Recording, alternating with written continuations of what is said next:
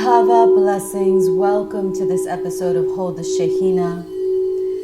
This podcast is here to support us in receiving any inspiration, guidance, support we may need in this journey of remembering, integrating, embodying, activating our soul essence. I am your host. My name is Arya. I am an ordained Magdalene priestess, Reiki master, energy and sound healer. And I am your guide in this journey. Welcome to this space. Today we are going to be talking about the full moon that is happening in Scorpio on Tuesday evening, 7:49 p.m. Eastern Standard. That is about 1 or 2 in the morning in the UK on Wednesday. So I wanted to talk about this moon because if you've been paying attention to anything, whether it is the media or which I'm hoping you're not paying too much attention to, or whether it's your feed on Instagram or Facebook, you will see a lot of stuff is happening in the world. There is war, there is strife, there is a lot of chaos and instability. And it's kind of interesting that there is so much instability, and yet at the same time, it makes sense. So the planetary movements affect us, whether we're aware of it or not. Now, the power that we have becomes even that much more activated when we become aware of the cycles of the cosmos. Because as much as we have been taught and indoctrinated into believing that we are separate from the natural world, from the cosmic order and cycles, we're not. We are a part of everything. Everything is a part of us. Everything is a mirror of our inner world, and our inner world affects the outer. So everything lives in a symbiotic interrelationship with one another. And this full moon is happening in the sign of Scorpio. And Scorpio is a very deep and mysterious and highly energetically charged sign. It is ruled by Mars. Well, the modern ruler is Pluto, the planet of death, rebirth, endings, beginnings, deep shadow and transformation. And I don't mean shadow in a bad way, so don't misunderstand. It's a very powerful sign. It's about power and our relationship to power, how we express our power. Now, Scorpios also have a lot of sexual energy. They're very magnetic, and they tend to, because it rules the 8th house. The 8th house is sex, and has to do a lot with death, rebirth, transformation, but also our sexual energy. And our sexual energy is something that has been dumbed down and co-opted, and in a lot of ways we've been taught to be afraid and to be ashamed of our sexuality, of our expression of our sexuality, and of our ability to create. Now, the issue comes when this disconnect that happens with our own expression of our sensuality and our sexuality is also a disconnection with our body, but the deeper disconnection is Mercury. Please, let's cooperate with me. I know you're in retrograde, but let's keep this communication flowing. Thank you. So the deeper disconnection comes from our creative capabilities. So when we disconnect ourselves from our bodies, from our ability to create physically, we disconnect ourselves from our ability to manifest and create other things. When we misuse this energy, when we have no respect because we haven't been taught to have respect and reverence for this energy, then we just wind up dissipating it wherever and whenever, which is why pornography is so widespread and why the hookup culture is, again, that's something that's been normalized. But we don't understand the deeper ramifications of this so-called free sexuality. And I wasn't planning on going into the sexual aspect, but you know what? This has to be spoken about. And if Spirit is guiding me and my words in this way, this is where we're going. So your sexual energy is your creative energy. It is your power to manifest and birth the unseen into the seen. This can be physical in the sense of birthing a human life, or this can be the birthing of a project, a book, a business, etc., a relationship. It can be many things. When we distort our relationship to our sexual creative energy, when we misuse it, when we don't know how to purify and channel it, and I will get into why we need to purify it, what happens is we lose our ability. We don't lose it. We disconnect ourselves from our ability to manifest with the infinite light of creation that is our true essence. The purification aspect comes from this.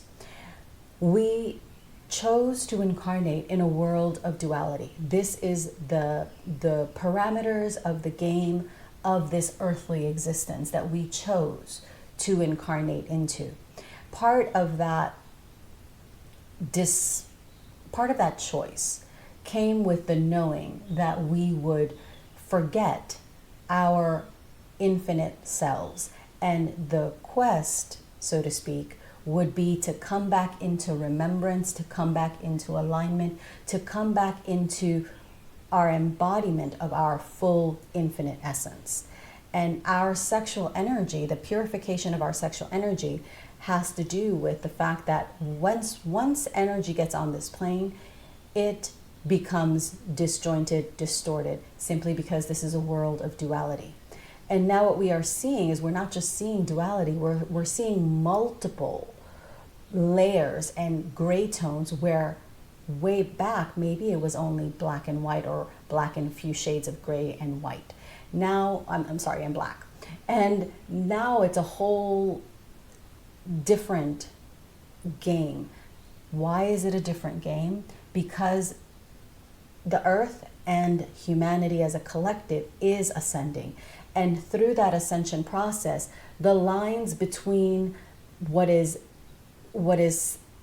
on the physical plane, what is deemed as A or B, right or wrong, they become blurred, and more layers come in between as these two polarities are merged into one.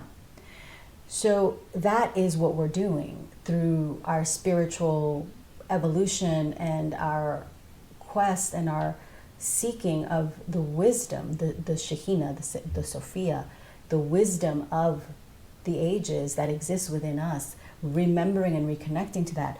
We are coming back into unity, into knowing that all things, whether we like them or not, are a reflection of what is happening in our internal world. The external world mirrors the internal world, and as a collective, we are constantly creating our reality. And as an individual, you're also constantly choosing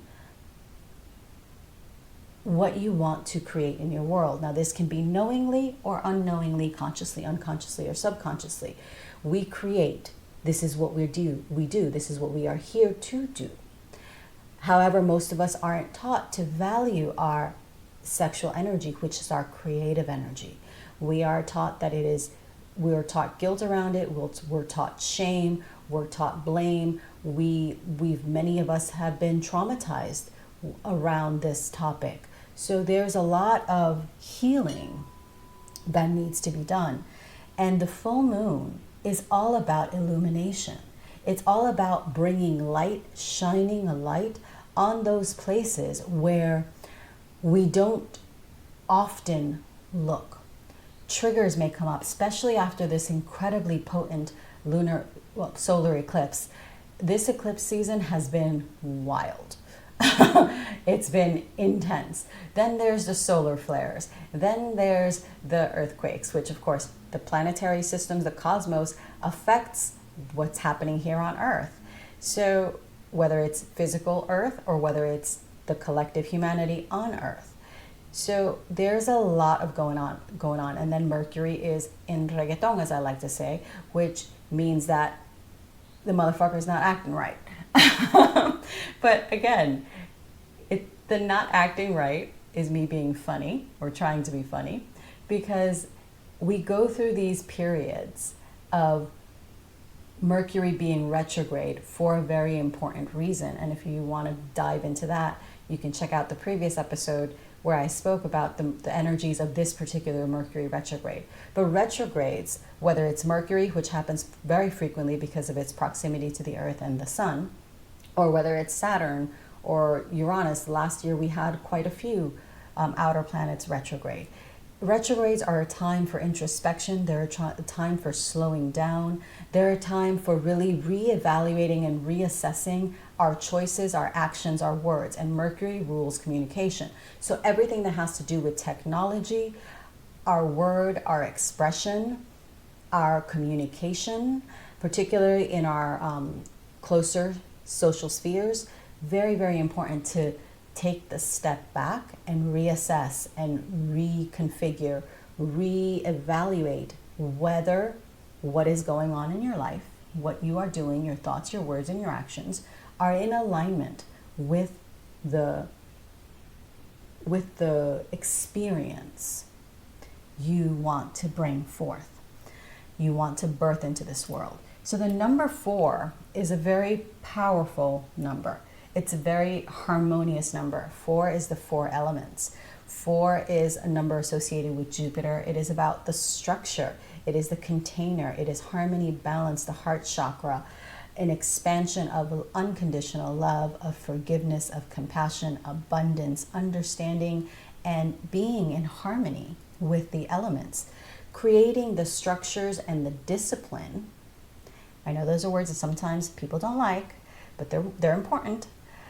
Creating the structures and the discipline that are needed to anchor our creation in the physical realm. So remember, again, it comes back to manifesting, channeling the infinite light that we are a part of, source, God, goddess, consciousness, whatever we call that frequency, that infinite light, channeling it, anchoring it, embodying it, and then utilizing it to create harmony, to create balance. So the number 4 is also the unity of the masculine and the feminine mind. So again, we see the coming back into unity is a very important topic that we keep coming back to periodically during this time, because this is the process. This is what we're doing. This is what we're going through.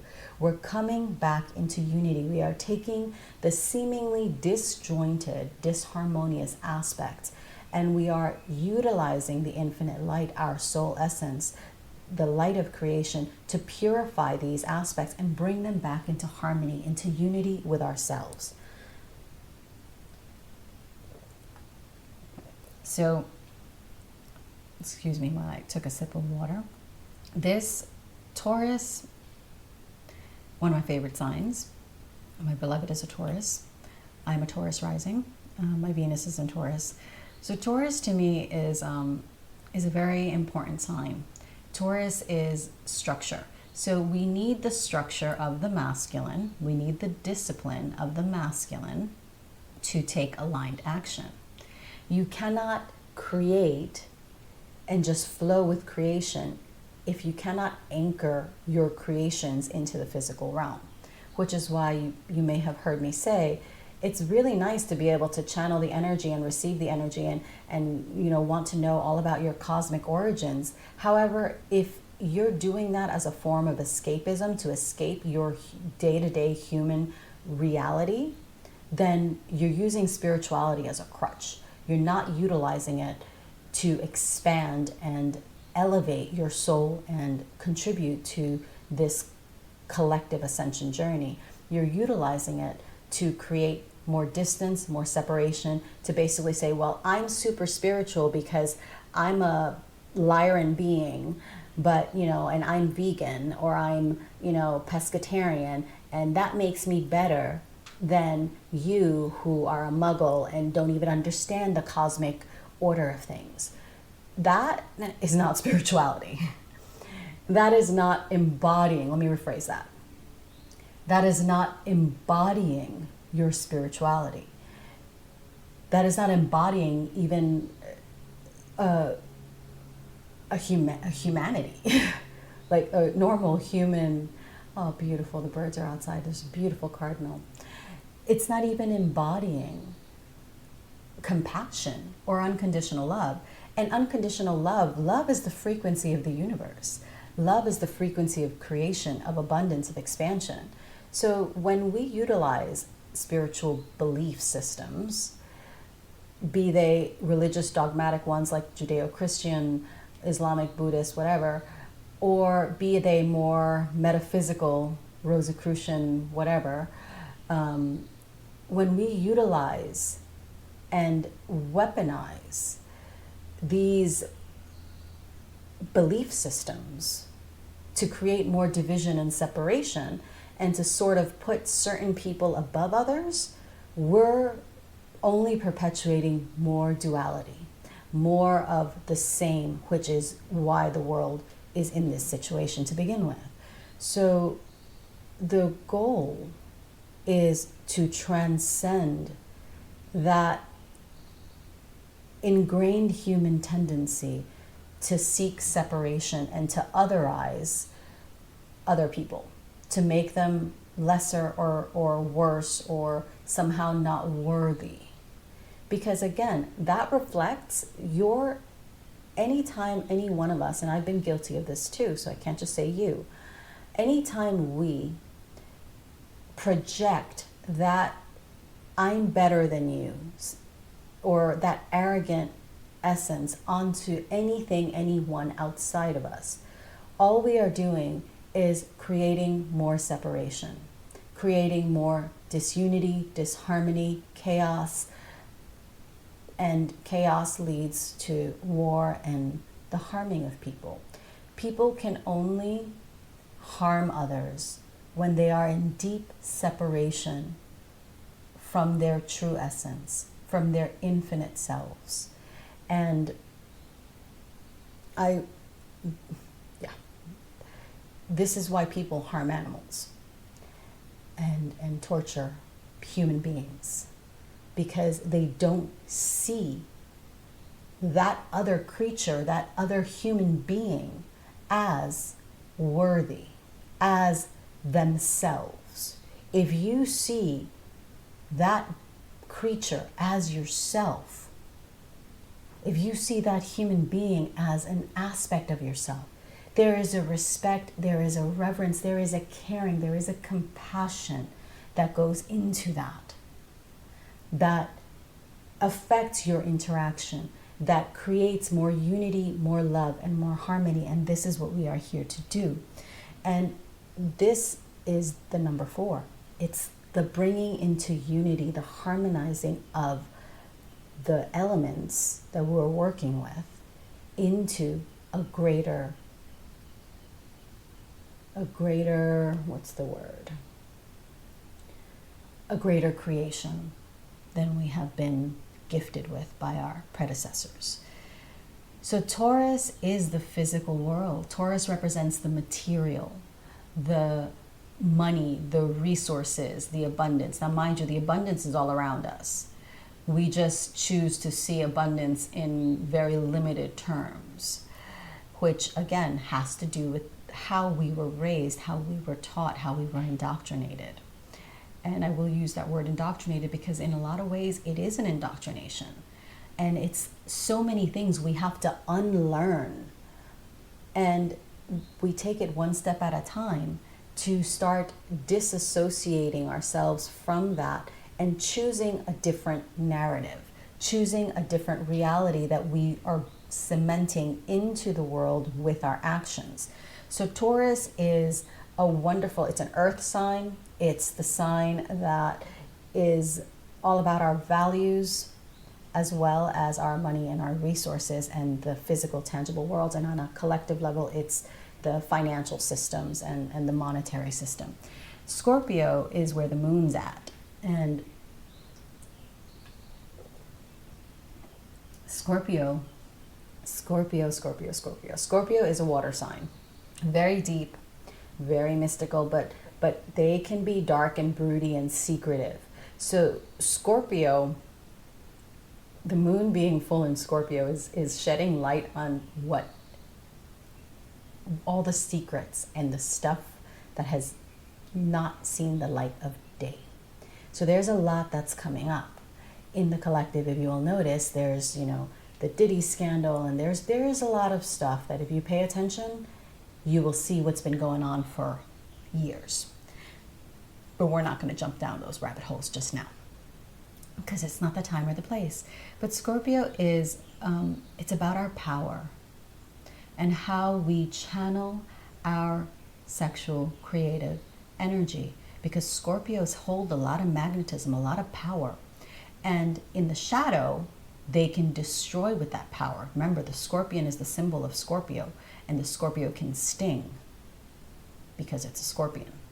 However, that same poison can be used to heal.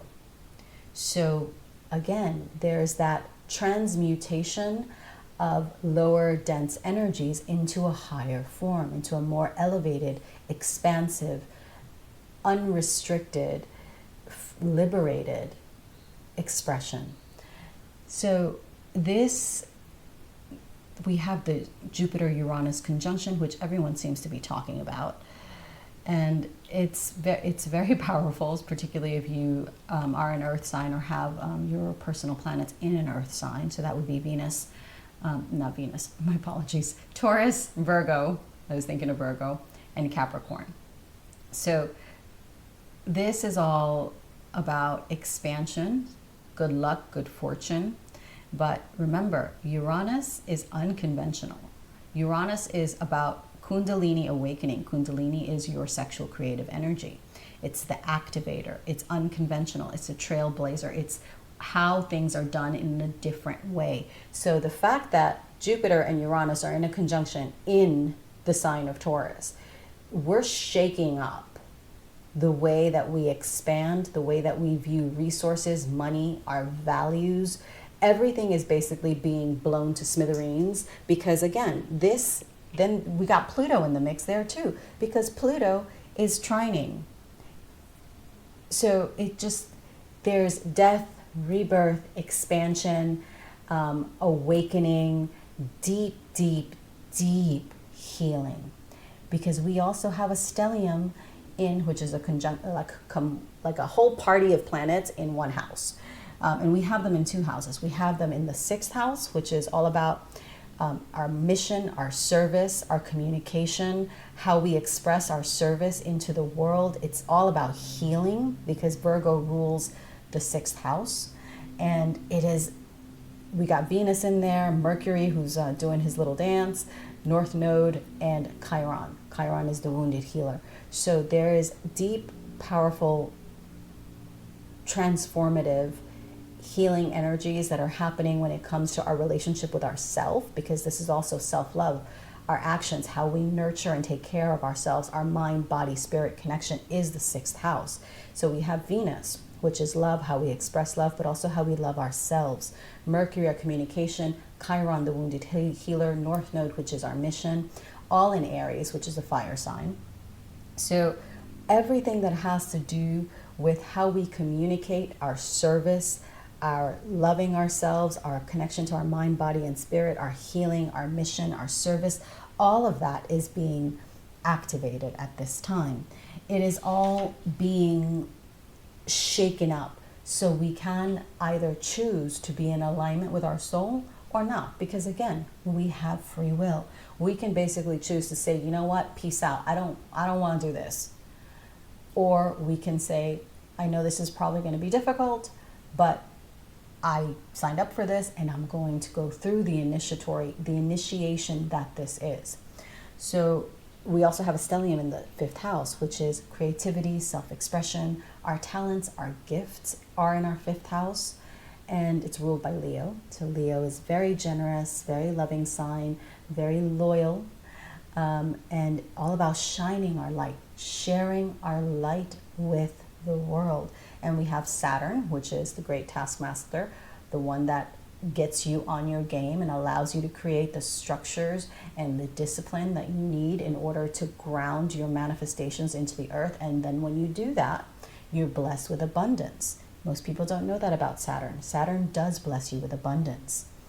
We have Mars, forward momentum.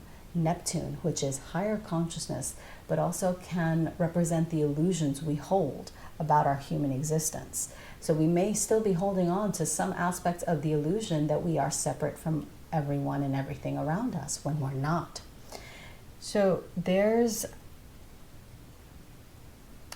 a lot of energy for self-expression, healing, expansion, creation, the proper channeling and purification, the proper channeling and purification of our sexual creative energy, and really harnessing this energy to bring us into deeper alignment with the divine, with our soul, with our mission, with our purpose, with our passion. And the P's, the Pleiadians frequencies that I work with, as well as Bashar, I've heard him say this. I've heard quite a few channelers and say that when you follow your passion, everything opens up. Following your bliss. And all that means is really tuning in to receive what it is that lights you up. What is it that makes you smile and makes you feel expansive and happy and joyous, and doing that.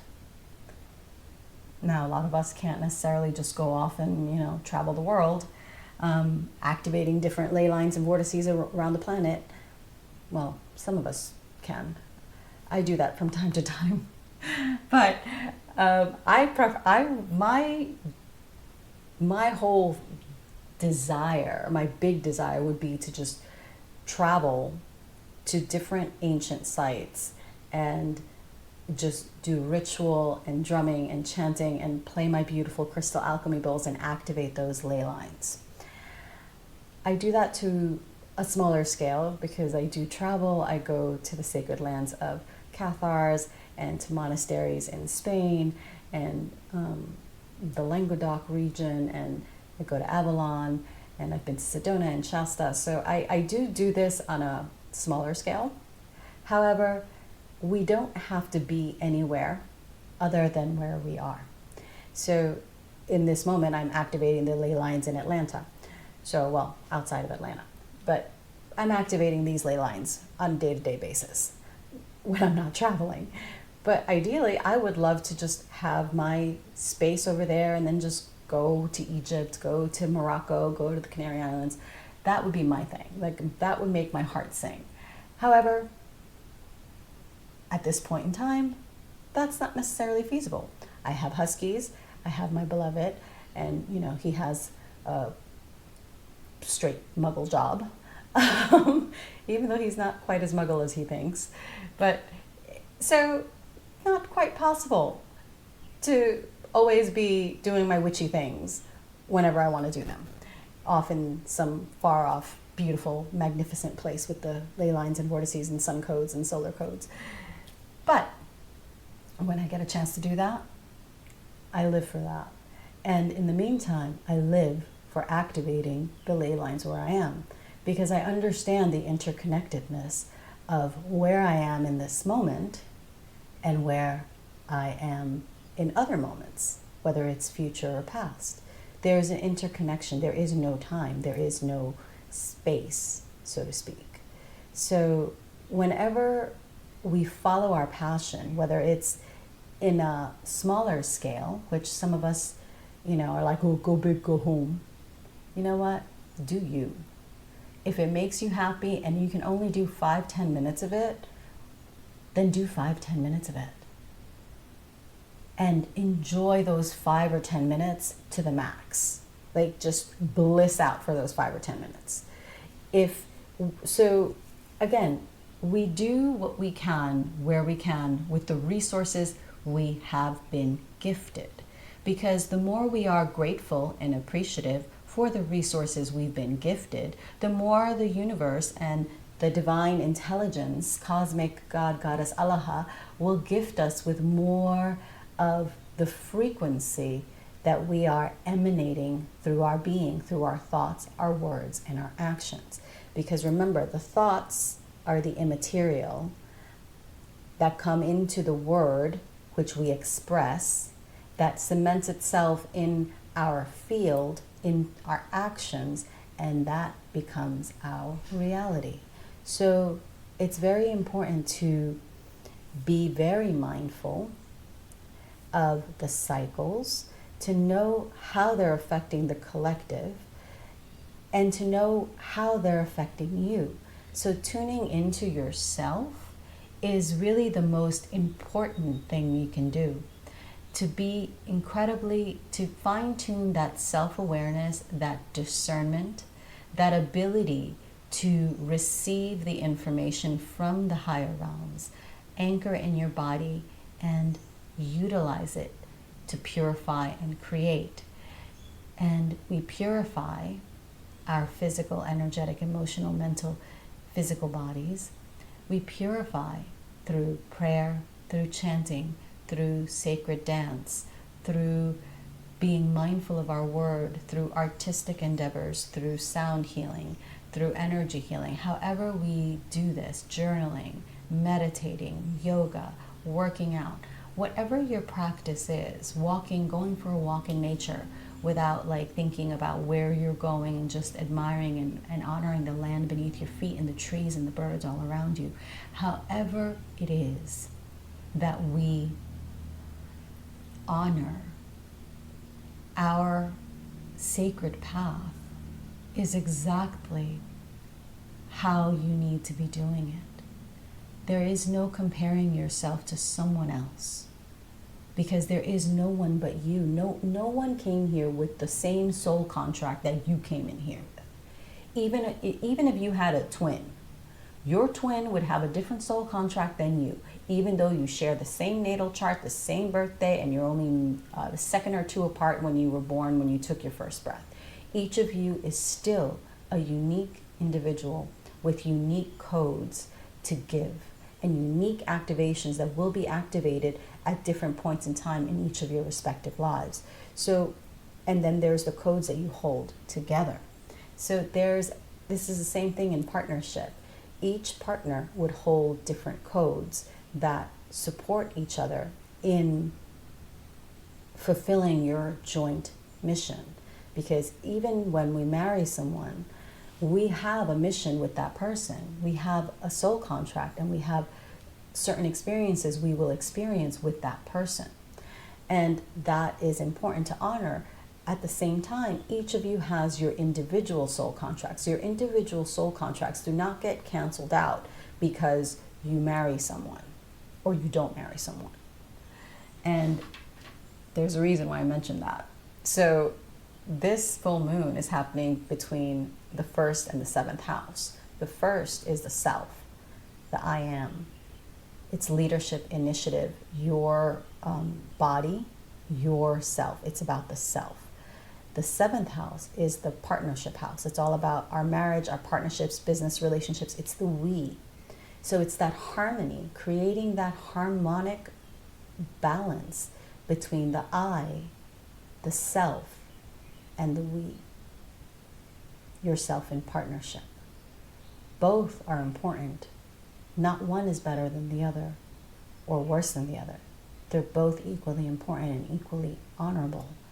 And it's when they work in harmony that we allow ourselves to expand in our soul expansion, in our activation of our gifts. So it's that, again, we come back to that creating that harmony, that divine union, that transcending of the blocks, transcending of the small mundane stuff, the energetic little hiccups that we may experience. So those are the energies of this powerful full moon in Scorpio, and it's definitely an initiation. And I will be in the magical lands of Avalon, activating ley lines and vortices and doing my witchy things, my priestess work, which I love to do during this time. So I will be sending you healing and beautiful codes from the magical lands of Avalon. And do tune in, of course, to the sound activation that is a companion to this episode. And let me know how you are receiving this full moon. This is a very beautiful time to really bring us back into alignment and into harmony with ourselves, with our soul, and embodying and activating our soul essence. So I thank you so much for listening. I do hope you enjoyed it. Comment below and let me know how you received this. If you are listening to this on YouTube, of course, subscribe, share, save, follow the podcast. If you follow me on social media, please give me a holler and let me know how you are doing. I do appreciate your interactions and your questions. So you can follow me on my, I have two accounts. So there's Hold the Shahina on Instagram, and there's my account, which is Ariel Lara, AUREALARA, which is a verified account. I do have my business one, and I'm slowly growing that one, which is my company name, Aset Ka Alchemy. If you want to listen to the sound activation, please head to a platform that does not intersperse advertisements into the sound activation. Sound healings are energy healings, so you do need to be mindful of where you're receiving that information. You can head over to my website, Aset Ka Alchemy, AUSETKAALCHEMY.com/podcast, and the latest podcast will be up on the top part of the player. Feel free to share. I've been vacillating between whether I should turn the comments on, but if I haven't done that yet, you can always reach out to me on one of the other platforms. I thank you so much for listening. Have a beautiful full moon. Go out, moon bathe, receive those lunar codes, just as I would encourage you to sunbathe, and just, of course, do it earlier or later in the evening, not when the sun is directly overhead. But receiving those cosmic codes is very important for our physical, emotional, and spiritual and mental well-being. So have a blessed full moon, have a blessed day of the goddess, and always know that you are receiving this exactly when you need to be receiving it. So don't worry if it's the full moon in Narnia, doesn't matter. You're receiving this exactly when you need to be receiving this. Have a blessed full moon in Scorpio. Enjoy these energies. Have a blessed day.